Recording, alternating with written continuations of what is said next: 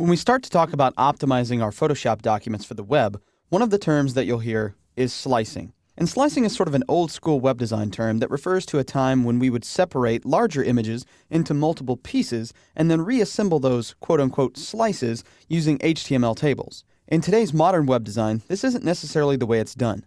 Images are able to be optimized more efficiently, browsers are faster, and so are connection speeds, and now we have HTML and CSS to divide our things up equally. So if that's true, what do we use slicing for?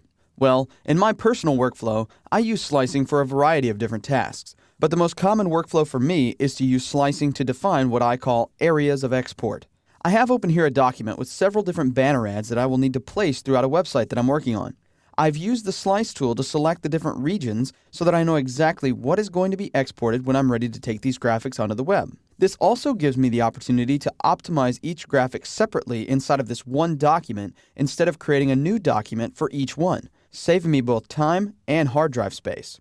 If you go over to your toolbar on the left-hand side of your screen, you should be able to find the slicing tools, which are located about 4 buttons down inside the toolbar in the same toolbox as the crop tool. When you find the crop tool, just look underneath and you should see the slice tool and the select slice tool. The slice tool is what you use to actually slice up the document. You're not actually cutting pixels per se, you're just making a selection around an object that then defines an area that Photoshop calls a slice, which makes it easier to export out that area later.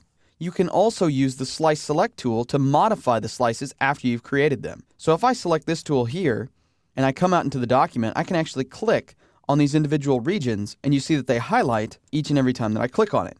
Throughout this chapter, we'll be discussing both slicing and optimizing images for the web to give you a better idea of how best to get your artwork out of Photoshop and into a web browser. But I wanted to make sure that we covered the concept of slicing so that you would understand what I was talking about as we continue to explore.